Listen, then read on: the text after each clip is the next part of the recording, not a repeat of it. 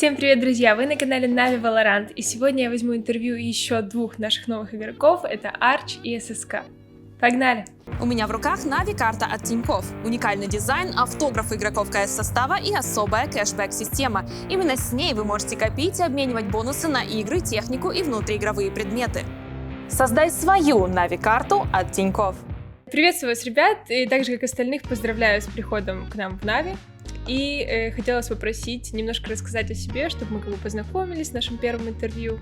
Хотя, в принципе, Арч, ты, наверное, там в представлении не нуждаешься, как ССК, но все же вы можете, как в первом интервью, выбрать сами, что вы будете рассказывать нашим зрителям о себе. Так, меня зовут Влад, играю под ником Арч, мне 25, до этого профессионально играл в КС, примерно 6 или 7 лет, да. Вот, и как только Valorant вышел, перешел в эту дисциплину, и спустя год игры попал в Na'Vi. Меня зовут Артур, мне 22, мой ник SK7. До Valorant я играл профессионально в Fortnite года 3, наверное, где-то так. И тоже начал играть в Valorant, когда он только появился с беты, перешел в него. Расскажите, как начался ваш путь в Валоранте и почему именно в нем? Перед тем, как перейти в Valorant, я уже собирался завершить карьеру в кейсе. Уже не особо хотел играть в эту игру. Не было желания, мотивации должной. Когда Valorant вышел, мне игра очень сильно понравилась и открылось второе дыхание. Испытывал эмоции, которые у меня были в Counter-Strike года 3-4 назад, и понял, что хочу в этой игре побеждать и стать лучшим. С самого начала мы собрали команду, называлась она Worst Players, играл я вместе с Чивавой, Димасиком, Мишей Дино, с которым мы сейчас играем вместе, и с Пипсоном. Первое время мы были одной из лучших команд в Европе, по разным рейтингам мы там входили в топ-5, проходили квалификации на все турниры, выиграли Twitch Rivals, это был первый самый большой турнир от Riot в Valorant. Но затем не могли найти организацию, потому что все организации хотели интернациональные команды, и мы пошли играть в Европу. Каждый своим путем. Затем у меня появилось предложение от команды, от организации Entropic. Сначала я играл вместе с Чивавой, Дино, Нексом и Молси. Но затем произошли замены, и я играл в команде с 4 польскими игроками. Это Старксо, игрок команды ASN, Nex, Молси и Ретта. Вот. Мы поиграли вместе полгода. Тоже наш пик в рейтинге был топ-5 Европы. Но самый последний турнир, в котором мы сыграли вместе, First Strike, мы его провалили немного. И после этого наш состав бенчнули, и мы пошли по разным командам. Где-то месяц я был без команды, думал, что делать. Уже начинались первые квалификации в ВЦТ. Я собрал микс, поиграл миксом. После первых квалификаций долго думал, что делать, собирать ли свою команду с нуля или дальше играть в европейских командах. Потестился в разных командах с организациями и с очень перспективными игроками, но решил, что мне будет комфортнее играть в СНГ регионе, что мне будет комфортнее собрать свою команду. И перед вторыми квалами к ВЦТ я решил собрать свой состав. В него ходил Биск, Дино, Крабик и Динкс. Получается, у нас было 2 недели на тренировке, и нам немножко не повезло, и мы играли в открытых квалификациях против команды Gambit, которые являлись уже лучшей командой СНГ, командой, которая играет почти год вместе. Нам удалось навязать им борьбу, мы проиграли 2-1, на третьей карте 13-11. Поэтому, в принципе, я был доволен результатом и знал, что нам нужно время, и к третьим квалам ВЦТ мы уже сможем подойти в полной готовности и показать хороший результат. Так, Артур, а расскажи, как прошел для тебя этот год в Валоранте? Что было, какая была вообще хронология событий, в каких командах ты был? Начиналось все, я просто стримил. Я стримил очень много, играл очень много, грандил игру, скажем так. И потом меня позвал в свой стак Ангел, который из КС тоже перешел в Valorant. Я играл с Шао, с Ангелом. артистом, и Динкс Джейм, который вот сейчас с нами тоже, получается, в команде. Мы играли тоже очень хорошо, мы были там даже топ-2 рейтинга, по-моему, какое-то время. Пытались найти организацию, но ни одна СНГ-организация тогда не хотела вообще подписывать фулл состав, а европейские или какие-то другие организации, они просто не хотели тоже подписывать почему-то полностью СНГ состав. Получилось так, что забрали у нас 2 игроков. Это Ангела и Шао, и как бы мы уже не стали играть вместе. Потом я пошел в другой коллектив, в фишку в том, поиграл там какое-то время. Там потом опять игрока забрали. Я как-то очень от этого всего выгорел. И пошел как бы просто стримить, отдыхать от игры. Играл какое-то время там Fortnite опять, просто так. После этого какое-то время прошло, я решил, что хочу опять вернуться. Начал опять играть много. Поиграл в составе с World Edit и Вайлендером. Потом как-то мы плохо повыступали, как-то так себе все было. Мы разошлись, и мне вот Арч написал, позвал на тесты, и начали с ним играть. А вот, кстати, я спрашиваю ребят насчет Warface, что они переходили в него, из него, точнее, в Valorant, и как бы, в принципе, Warface не настолько популярен, чтобы это было страшным переходом каким-то. Но вот CS и Fortnite, они прям топ-дисциплины. Не было ли страшно переходить в какую-то новую, такую, которая только набирает обороты? Да нет, вообще не было страшно. Было, наоборот, интересно. То есть, как бы, я достиг чего-то в Fortnite, выгорел от него и решил, что почему не попробовать в чем-то новом. Потому что я в своих силах уверен, и я понимал, что я найду свое место где-то. А тебе, Влад? Такого страха не было, во-первых, потому что игрой занимаются Riot Games. Я знаю, как развит League of Legends и, вообще в мире. И как они проводят турниры, их политика. И поэтому я был уверен, что игра как бы наберет обороты, и все с ней будет хорошо, она там не умрет через год, и как бы киберспорт будет на высшем уровне.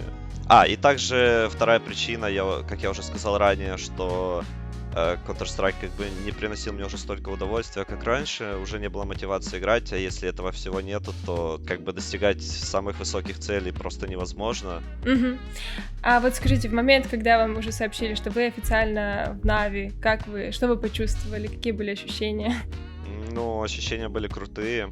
На самом деле, как бы, я достиг своей цели и как бы совершил одну из своих как бы давних мечт поиграть в Нави, потому что когда я начинал играть в Counter-Strike, как бы Нави это одна из первых команд, про которую я узнал, и это как бы свои всегда были как бы СНГ ребята. Очень круто, классные эмоции, и я очень счастлив. До этого мне там довелось поиграть с Симплом в команде, довелось поиграть с Зевсом за сборную Украину, со Стариксом вместе. А это все как бы бывшие игроки Нави, поэтому теперь самому поиграть в Нави это очень круто, и тем более быть капитаном такой сильной команды. Ну да, кто бывший, кто нет, Симпл с нами как бы еще играет. Да. Да. А, кстати, поздравил он тебя уже с приходом в Нави? Саша один из первых вообще, я как бы твитнул о том, что, я в Нави, и через буквально 2 минуты Саня уже написал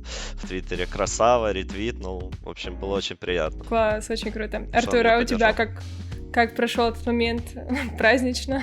Я тоже обрадовался, конечно, очень сильно. Поиграть в Нави — это очень круто, поэтому радость была. Как бы, как у Арча, у меня такой трогательной истории какой-то нет. Я просто, эмоции счастья, радости, и все, в принципе. Есть какое-то ощущение, может, больше ответственности теперь или нет? Конечно, есть. Нужно еще доказать многое, потому что мы еще ничего не доказали. Еще все впереди, я считаю, и как бы, где бы ты ни играл, понятное дело, у всех цели как бы становиться лучшими и так далее, но когда ты в Нави, ты должен соответствовать. Это как бы победный тег, под которым нужно занимать только топовые места и никак иначе. Поэтому мы будем делать все возможное, чтобы у нас все вышло. Класс. Желаю вам удачи в этом. И Спасибо. Дальше хотела спросить, вот, кстати, Арч, ты у нас же как полер. Расскажи, с приходом в Нави поменялись какие-то вот распределения ролей ваших в команде? И как они вообще сейчас распределяются?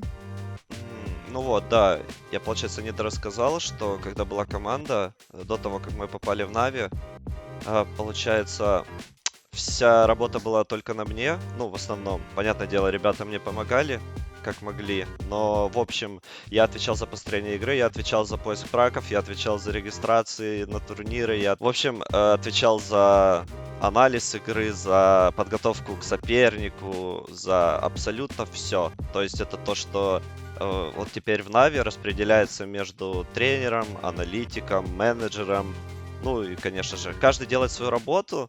До этого делал все это я, и, конечно же, мне теперь как бы легче. Теперь у меня весь фокус только на игру, и это очень круто. Хотела еще тоже спросить, есть ли какие-то вот сложности, с которыми вы столкнулись, начиная играть вместе, вот ваша пятерка, которой вы сейчас играете, и над чем вы сейчас больше всего работаете? У нас не было никогда трудностей, и, надеюсь, не будет. Ну, как бы обычно ты начинаешь узнавать человека там буквально после месяца игры с ним, но так как я играю с тройкой ребят, ну, с Артуром, Мишей и Дэном больше, чем там 3 месяца, 2 месяца. И как бы я их всех давно знаю уже и уверен, что никаких проблем между нами быть не может. Ну а Кирилл сам по себе очень приятный парень, и Миша с ним играл до этого в Warface в одной команде. Поэтому я знаю, что никаких конфликтов и так далее у нас быть не должно. Надо только тренироваться, работать над собой и все. После там последних, например, каких-то туриков, которые вы играли, ну, бывали моменты, вот когда вы проигрываете, например, что там кто-то на кого-то сильно, не знаю, агрится как-то? Не-не-не, у нас такого нет вообще. У нас только поддерживаем друг друга. Класс. Надеюсь, так и будет всегда. Да, хотела спросить, какая у вас глобальная цель в Валоранте, Артур? Может, вот ты расскажи, чего хотелось бы достичь? Глобальная цель в Валоранте? Ну, как минимум сейчас у нас главная цель — это попасть на Берлин, доказать себе и всем, что мы можем что-то. Вообще глобальная цель, ну, стать топовой командой. Есть новый герой Кая. Вот хотела узнать, тренируете ли вы его, и там кто-то будет ли из игроков выбирать его? Мы пробовали на некоторых картах Каю. Если честно, мне не особо понравился он вообще. Я не вижу от него прям нереального импакта, чтобы прям на всех картах его использовать. Возможно, То есть, скорее всего, нет. Возможно, на имея квалах все смогут увидеть, будем ли мы его использовать или нет, пока ничего не буду говорить. Да, это останется интригой. Хорошо. И тоже интересный вопрос. На бинде против форзов вы дебикали Sage и Sky.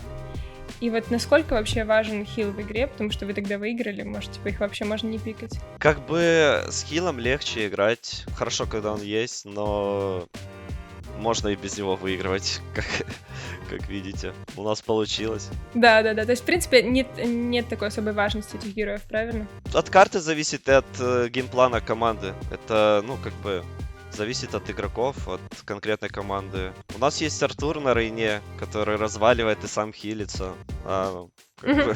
Нам это не особо нужно. А у вас сейчас с тренером как Арч обязанности разделяются? Вот, например, типа после матча какого-то вы проводите аналитику, и в основном его слово важнее твоего, или как сейчас это работает у вас? Понятное дело, что слово тренера очень важно, и как бы он человек, который видит все со стороны. То есть ему виднее картина, пока я там не открою, например, сам вот, как бы привыкли к тому, что я отвечаю за построение игры, и как бы в основном, наверное, больше на тему игры и тактик, разбора ошибок, ответственность на мне. В общем, это совместная работа у вас получается. Ну да, вообще мы все делаем вместе, разумеется, потому что тренер плюс капитан — это очень важный механизм в любой команде. Какая у вас любимая карта? Ну, смотря, зависит, наверное, от в команде или в ранкеде, потому что это две разные игры, можно сказать. Если что касается командной игры, то, наверное, мне очень нравится Icebox. А в ранкеде, наверное... Ладно, я не люблю ранкед играть. Пусть будет Icebox. Окей, Артур, у тебя? На самом деле очень сложный вопрос, потому что мне вот в Валоранте прям очень сильно нравятся вообще все карты. Нет такого, что вот как в Counter-Strike у меня есть какой-то прям ненависть к какой-то карте, где, не знаю, все карты люблю играть. Главное, чтобы они как бы не шли подряд, потому что тут нельзя же выбирать, ну, матчмейкинг, если мы говорим, то нельзя выбирать определенную карту. Ну, наверное, в команде мне меньше всего, скорее всего, нравится Heaven, если так сказать, а больше всего Сплит либо Бинт, что-то из этого. Но, опять же, очень тяжело выбрать, потому что, я говорю, мне очень все карты нравятся. Кстати, Артур, ты, получается, у нас свободное от тренировок время еще успеваешь стримить, верно? Ну да. И как вообще ты распределяешь свое время? Вот сколько ты уделяешь времени Твичу, сколько тренировкам? Может, кого-то еще смотришь в свободное время, там, на Ютубе или на Твиче? Ну, вообще, я раньше стримил почти каждый день, 3 часа выделял, но сейчас из-за того, что у нас расписание сдвинулось, типа, еще раньше, после тренировок как-то желания мало очень стримить, а дома, ну, это нужно уже вставать, не знаю, в 9, я пока еще не готов к этому. Ребята рассказывали, да, что вы сейчас вроде раньше еще встаете, это очень напряжно для вас. Я просто обычно... Я очень поздно ложусь всегда, и мне немножко сложно, но я сам как бы пришел к тому, что нам нужно раньше стартовать, во-первых, потому что нужно перестроиться под буткемп. Чтобы не тупить на буткемпе, я решил, что лучше мы заранее как бы подстроимся под это все. Ты уже раскрыл интригу, что у нас скоро буткемп, получается.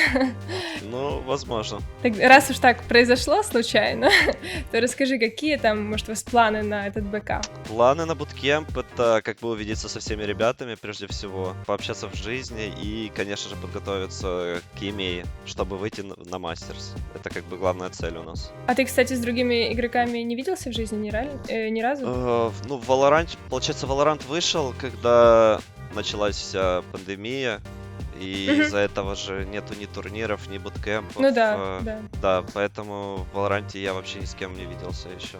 Ни с прошлыми тиммейтами, ни со своими ребятами. А Берлин — это уже будет первый лан-турнир?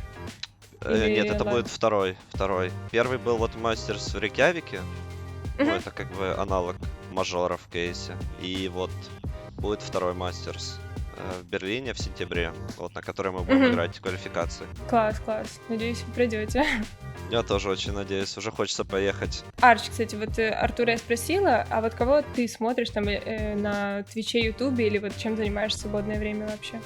В свободное время я люблю пойти прогуляться, просто, неважно с кем, либо с друзьями, либо даже сам. Обычно, до пандемии ходил в зал, но как бы во время всего этого как бы перестал, но сейчас планирую снова вернуться, как раз после уже квалификации буткемпа. Так, на Твиче смотрю тиммейтов своих, там, если Артур стримит, люблю посмотреть его, особенно как он тиктоки смотрит. Это вообще круто. Люблю Саню Симпла посмотреть и так позалипать на ютубе. А сам ты не стримишь, не? Я стримлю очень редко, потому что, во-первых, это, честно, забирает у меня много энергии. Как бы вся энергия уходит на тренировки с командой, на праки, на разбор и так далее. Поэтому, когда есть силы, стримлю. Я, кстати, ни разу еще не стримил вот с момента анонса Нави, поэтому вот сегодня или завтра планирую включить уже первый стрим. А вот расскажи какой-то факт о себе, который никто не знает. Потому что в целом ты как бы публичный человек, уже в КС известный, но вот, может, для Valorant зрителей будет что-то интересное. Я не знаю, что ответить на это, честно. Ладно, Артур, может, ты какой-то интересный факт? Что-то необычное. Сложный реально вопрос, я не знаю. Да, конечно. Если бы это любое что-то. Если бы это был на видео на ютубе, я бы пошутил как-то смешно. Но это видео будет потом на ютубе, так что да. Так, не знаю. Я использую карточку пропустить вопрос. Хорошо, ладно. Артур, может, ты хочешь что-то сказать? Да не знаю, в голову ничего не приходит, какой-то факт такой интересный. Я фортнайтер, факт нормальный? Блин, никто не знал этого, конечно же. Артур жестко строит. Ладно, и последний вопрос на сегодня. Дайте какой-то небольшой совет от про-игроков нашим зрителям. Или какую-то про-фишку, может, вы хотите рассказать. Про-фишка, наверное, с моей стороны будет логично сказать: ребят, анализируйте игру, а не просто бегайте, стреляйте, и тогда будете прогрессировать лучше. Дина и Динкс то же самое сказали, если что. Серьезно? Блин. Да. Тогда, ребят, тренируйте стрельбу жестко. Попадайте в голову, и неважно, что вы там думаете. Попадайте как Артур, и все. Все будет отлично. Хорошо, Артур, пару слов от тебя. Да я не знаю, что сказать. Тиммейты все как бы сказали. Одни про стрельбу сказали, другие про то, что нужно анализировать игру. Что еще добавить? Я не знаю. Надо жестко стрелять и анализировать игру. Да, Артур? Да. И будьте на позитиве. Ребят, всем спасибо за просмотр. Подписывайтесь на канал Na'Vi Valorant, ставьте колокольчики, лайки и болейте за свою любимую команду Na'Vi.